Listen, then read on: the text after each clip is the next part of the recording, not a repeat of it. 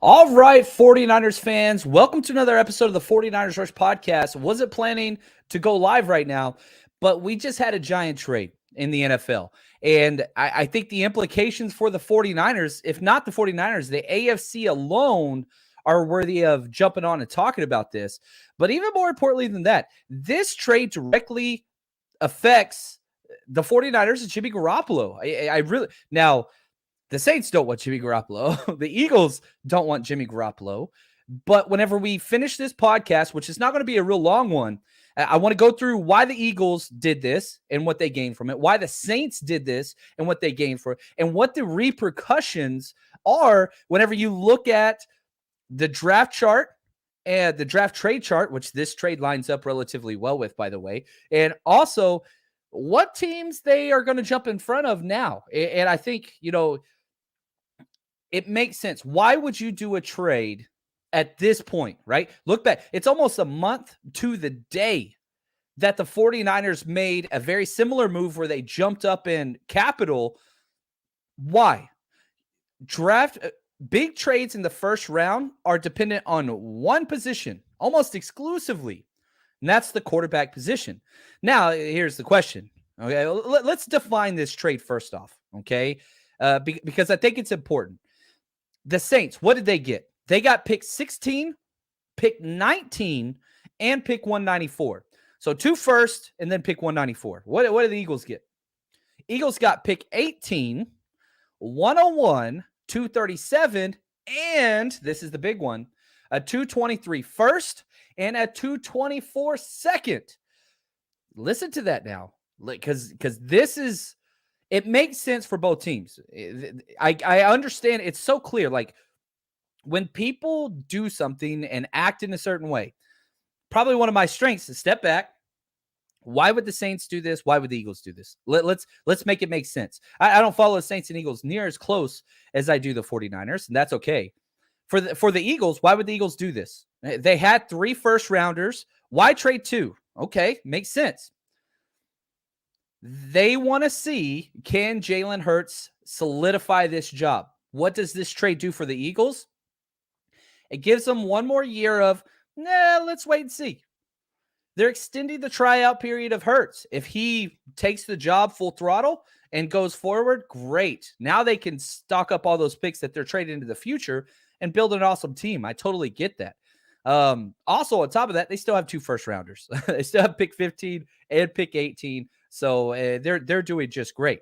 Also, financially, you don't have 3 first-round contracts on your books, which is important whenever you get into that 4th year and picking up all those 5th-year contracts, which first-round picks can be pricey. For example, Nick Bosa is slated to make $20 million on his 5th-year option. $20 million. So if you draft a first-rounder that performs well, it's going to cost you a lot of money.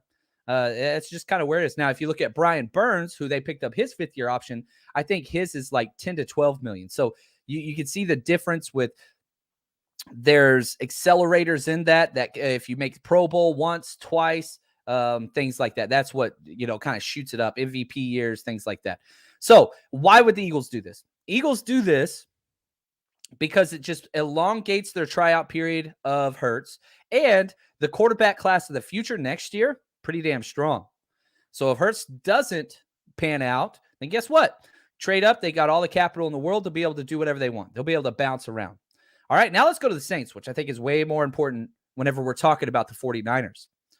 Because here's one of the, I have lots of like axioms or whatever, and I'm sure I'm not the first one to say this. New coaches mean new quarterbacks. New coaches mean new content or new quarterbacks. And so I think that's very, very important. You get Dennis Allen going in there. They didn't want Jameis Winston. They settled on Jameis. Look at the contract. Like I know where I got it right here. Like I get it. It's a 2-year, $28 million deal. Sure, that's what the agent said. And yeah, it is. But you pull this up on any site, guess what? There's a free out almost after 1 year. This is a 1 year. We'll see what happens. You can bounce. It's got 3 void years on it already. So the cap space is almost all this year. It's basically like a 1 year, $16 million deal for Jameis Winston. They didn't want him. Remember, the Saints went after Deshaun Watson, and they didn't get him, and they weren't happy. Definitely didn't want to settle on Jimmy Garoppolo and all that stuff. So they're going big for a quarterback this year. Why would you trade up and give up all that future draft capital? Now, the question is this: is there going to be a quarterback that's there at pick 16 or 19 for the Saints? I don't think there is. Now, and I could already see it in the chat. I already know what's going to happen. I love this. Thanks, Dale. He says, John, why do you wear headphones while on a solo podcast? Because I have a crazy family and a crazy dog, and it distracts me. And whenever I get distracted, I lose concentration. This blocks it all out. And whenever I play intros and outros and things like that, and videos and breakdowns, I can hear them and help me know what's going on. So thank you, Dale. Eat, Sleep, Fantasy. I love that. Now, let's talk about this, because I think this is the key. Why would you make this trade now if you didn't have somebody in mind? It makes no sense. What if you had 2 or 3 guys that you really, really liked? You were picking like one pick later. You gave up pick 18 to get to 16. Like, you jumped up 2 spots. Why do that now? Where is the imperative nature of, oh my gosh, we got to do this trade? I'll tell you where it is. Where they are picking. If you add up in the draft trade, the old Jimmy Johnson trade chart, whatever, and I always get people roll their eyes at this, but whenever you look at all the trades, man, they almost follow it to a T. Everybody has their own trade chart, but they all originated from this one. So it's at least a reference point. Pick 16, which the Saints have now, is equivalent to 1,000 points. Pick 19 is equivalent to 875 points. So you add up those 2 Saints picks. That equals 1,875. Now, you look at that old trade chart, baby. Look at that old trade chart. You add up those numbers, and where does that take you? Oh, it makes me so happy. It takes you to pick 4 or pick 5 in the NFL draft. Well, who picks 4? Who picks 5? Both New York teams. Jets pick 4, don't need a quarterback. Giants pick 5, they need a quarterback. So again, I already told you, 1,875 points. That's those 2 picks that the Saints own. Pick 4 for the Jets, 1,800 points. Pick 5 for the Giants, 1,700 points. Now, why 4 and 5? Who cares about those picks? Saints do. Why? Because guess who's picking 6th? That's right, baby. We're going full circle. It's in their division. You look at that pick. Pick 6 is the Carolina Panthers, who do not have a quarterback. They don't have one. They don't have picks to move around. They don't have a 2nd or 3rd round pick, and their 4th round pick is 137 at the very bottom. They used up all that capital to go get Sam Darnold, and their coach is on the hot seat. This is best case situation. I've been saying for a while that I really do think 2 quarterbacks are going to the top 5. Not because the quarterbacks are worthy, mind you, okay? I do have a 1st round grade on Malik Willis. I do have a 1st round grade on Malik Willis. I think he qualifies. I have a 2nd round grade on Kenny Pickett and a 2nd round grade on Ritter. I actually like Ritter more than Pickett, but the NFL seems to be flipped on that. Whatever. I don't care. The quarterbacks, this quarterback class is bad. I'm not saying quarterbacks are going top 5 because I think they deserve to be. I'm saying quarterbacks are going top 5 because the NFL panics. It is the most important position in pro sports. That's why they're going to go up and get them. So I 1,000% expect the Saints to trade up into the top 5. I 100%, maybe even as high as 3 with Houston, but I doubt it. I think, I want to pull up just where New Orleans is, because I think they have a lot of capital there. There's no doubt about it. You might have to add some for sure. They still got their 2nd round pick, number 49, which is 410 points. So, like, if you push everything in, yeah, they could totally do this. They still got their 98, a comp pick that they received. So they've got a 2nd and a late 3rd. They could jump up there. You don't trade away multiple 1st rounds in the future and a 2nd round in the future unless it's for a quarterback, period. It's the only reason why the Saints would make this discussion. Only reason. Now, the only question is how high. They're going into the top 5 because guess what? The Panthers and the Saints are the same damn division. And with the Panthers so backed into a corner of not having a quarterback, they didn't land one. They're screwed. And if Carolina does not get a quarterback in the first round, guess what? Don't pick in the second round. Don't pick in the third round. Don't pick till the end of the fourth round. Jimmy Garoppolo may be the final answer, or Baker Mayfield. But again, like, this increases the trade capital, the trade landing for Jimmy Garoppolo. 1,000%. It's not a done deal yet, but I said this. I put this out March 7th. It's almost been a month. Sad to say, Jimmy G trade might not happen until after day 1 of the NFL draft. Why did I say that? 1, the injury, that was a concern. But 2, people have to settle on Jimmy Garoppolo. That's not a knock on Jimmy G. Not a knock at all. Very thankful for what he's done here. But it's time to move on for everybody involved. And again, no team is going to, quote unquote, sell the farm. They're going to settle. This creates that opportunity. I get it's a weak quarterback class, but there's so many weak quarterback teams. The Saints, new head coach. Why make this trade now if not for a more aggressive move later? 3, new quarterback. It just makes sense. You're blocking your division rival to go get somebody that can help. Jameis Winston contract says 1 year all over it. Perhaps 2. Maybe you keep Jameis for next year and he grooms the quarterback, whatever. I doubt that, though. I'm telling you now, I feel so much more confident after the last hour when they announced this trade that Jimmy Garoppolo is going to get traded than I have in a minute. Now, again, it's not a lock, but I'm excited, man. I am so excited. Here we go. Coach Cruz, if the Saints only go up so far, then Carolina will need to really overpay to jump 6-2 with Detroit. You're correct. And whenever you look at the draft capital, they do not have it.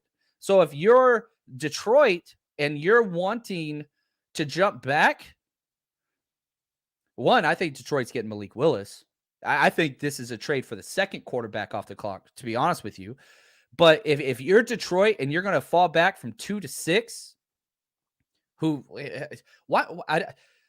here's my thought process every single time. And why would Detroit do that? Why? They already have 2 first rounders. They have pick number 2 and pick 32. They already have pick 34 at the top of the draft. They got 3 picks in the top 34. They've got 2 third rounders. They have so much draft capital. So what could Carolina offer you? What future picks? Is Carolina going to do that? Is Carolina going to allow head coach Matt Rule, who's on his way out, to give up even more future draft capital to try to go get one of these QBs? Maybe they do. And that's possible. But if I'm going to say no. Why do that? Sit at 6, get a quality player. Then if you don't get your QB, Jimmy Garoppolo's sitting there. It's the last seat for the last QB. It makes almost too much sense. You trade Jimmy Garoppolo to the Saints, you get a 4th this year and a conditional second rounder next year, where it's basically we get their 3rd rounder next year. If he gets a certain number of starts, we get their 2nd. Boom. 49ers probably keep about $7 million of his cap hit, would be my guess. I'm telling you, man, the writing's in the cards. The writing is in the cards. How much value would the Panthers get by trading McCaffrey? That contract is rough, man. Almost nothing. Almost nothing. Would the Lions trade number 2 for McCaffrey and 6? Maybe. The cap space, I guess it kind of works, but they have Swift, who they love. I know that he is not McCaffrey, but long-term, again, if the Detroit Lions are building long-term, and I think that they are, it doesn't make much sense to me, if that makes sense. So that's why I would say no. It'd have to include a future first. Why would you do that if you're the Panthers GM or owner and your coach is on the hot seat? No way in hell am I letting them do that. Now, if there's somebody that I just 100% believe in, Malik Willis or Pickett or whoever, I don't care, then sure, go for that, man. But I'm telling you right now, I don't think this is positive for the 49ers. Carolina Panthers are pissed right now. Saints are happy right now. And the Giants and Jets are sitting there licking their chops because, well, one, Jets have their quarterback, right? They're fine with Zach Wilson. Giants should not be fine at all with Daniel Jones. He is not a good quarterback. So maybe something to happen there, but those guys could rip off the Saints and just get so many quality players. The Gold Rush Niners podcast, if you haven't checked them out on audio formats, go do that. He says, kudos to you, John. You had this Jimmy situation locked since the beginning, and it's all lining up perfectly. Man, that's the thing. Like, whenever I saw this trade, one of my best friends, Chuck, at host Chuck Barr, who, helps me with events and, we do the draft together and all that stuff. I called him immediately and started texting him immediately. And so I was like, oh man, this is great for your team. Here's why, this is what you get. And then I was like, oh shit, wait a second. What if, man, it just works perfectly. And as my, the fat gerbil in my head's running on its wheel and I'm trying to get this brain power going, Daniel Jeremiah tweets out essentially the same damn thing. Let me see here. I want to find it because I think it's important. Daniel Jeremiah, probably one of my favorite people on there. Let's see here. What he tweeted out, almost like exactly what I was thinking, and I love it. Like, this is awesome. According to the trade chart, the Saints have enough points to swap 16 and 19 to move up to the 5th pick if they want to jump Carolina for a QB. Boom. Right? Like, the dude's on top of it. Probably one of my favorite follows. Analyst out there that does a hell of a job.